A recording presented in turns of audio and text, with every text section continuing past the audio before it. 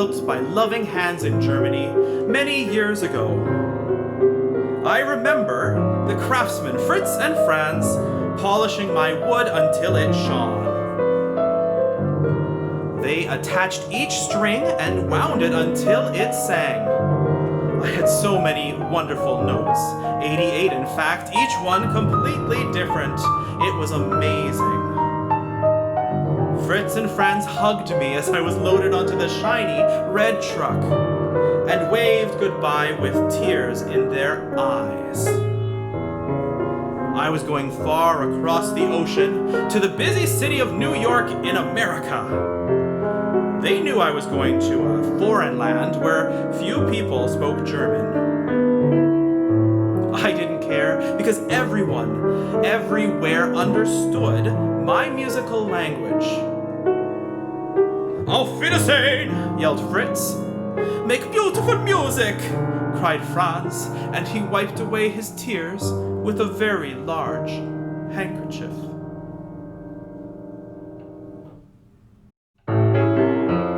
The journey across the Atlantic Ocean was horrible. I was loaded into the belly of a huge ship.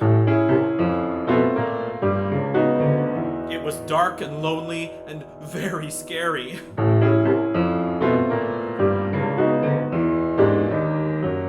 There were smelly fish and even a few rats who tried to chew on my strings.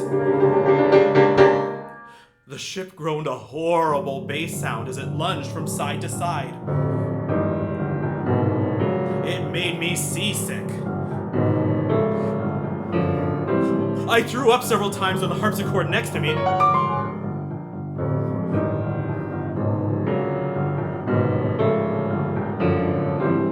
The harpsichord refused to speak to me because I was only a piano. There was no one there to hear me cry.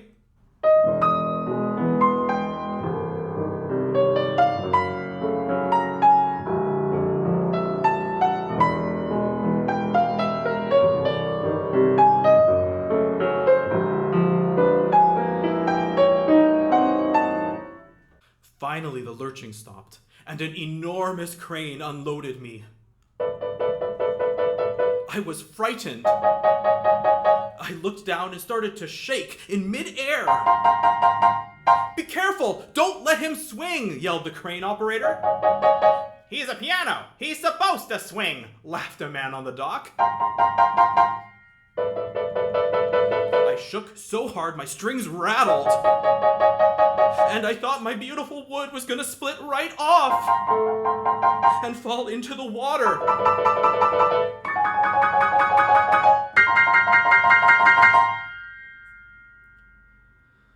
I was taken to a famous piano shop on 57th Street with lots of other pianos.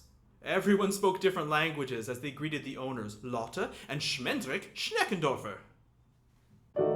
Hello, bonjour, hola, shalom, guten tag, konnichiwa, ciao, ahlan, zdravo, hallo, ni hao ma, hey, good day, mate.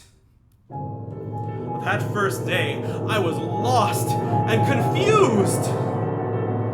But then, at night, when the Schneckendorfers went home, something magical happened.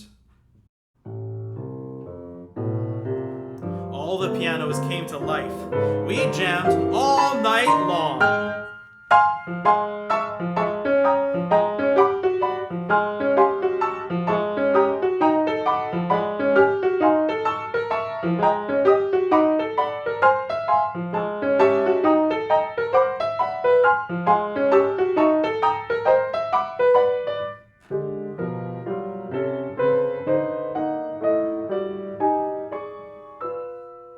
During the day, famous pianists would come and visit. Arthur Rubinstein played Chopin on me.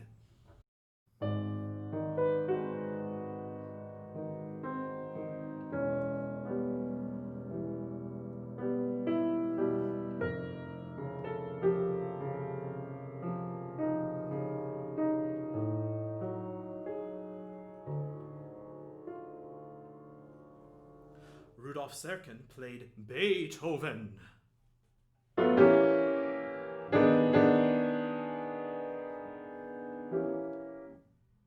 Glenn Gould played Bach.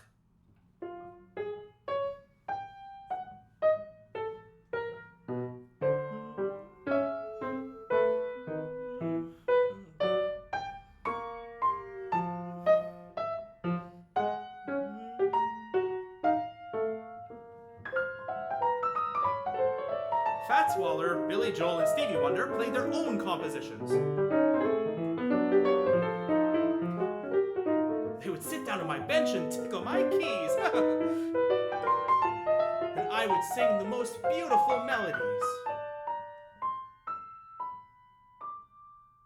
One day, a very tall, bald man who smelled like garlic and sausages came to the Schneckendorfer's shop.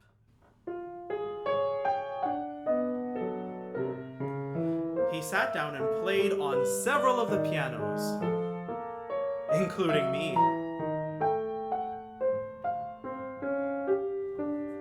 Then I overheard him talking to Lotta about me and shipping me to Canada. Oh no, I thought. More water, more boats, more rats.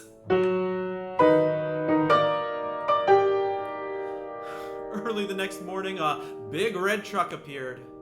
We went for a long drive.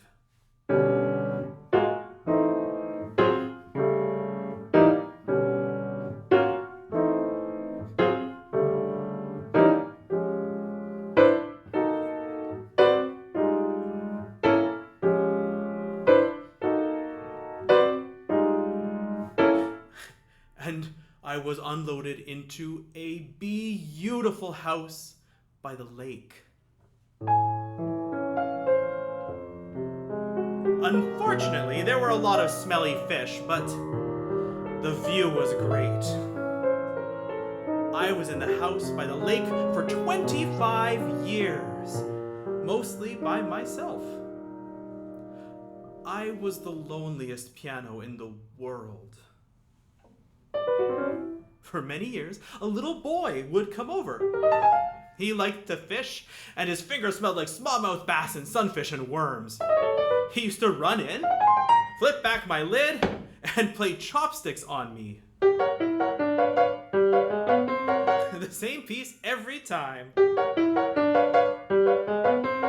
The same 2 bars. He played chopsticks on me 2,147 times.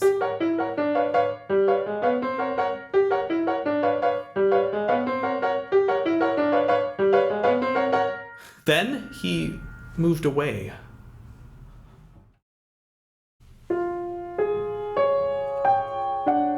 Every day I looked out the window for the big red truck, but the only person I ever saw was a kind woman who came and sprayed furniture polish on me.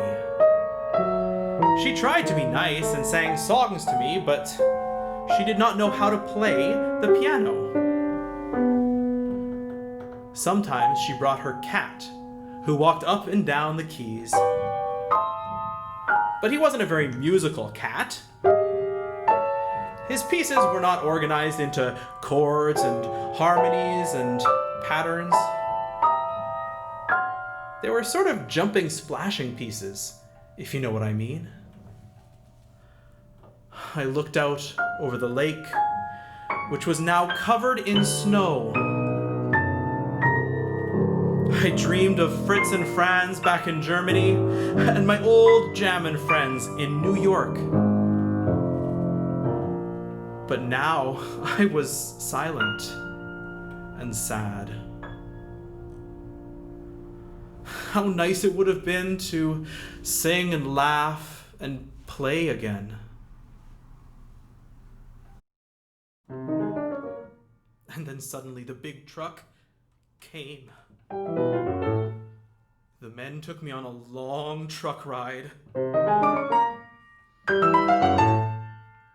And then we stopped, and the truck's doors opened, and I saw the most beautiful sign I'd ever seen. Stage door. I heard other pianos, and violins and drums, and clarinets and flutes, and trumpets and piccolos, and cellos and violas and trombones. I looked at the wall. There was another sign, Carnegie Hall. And I rattled my strings in my own secret happy song.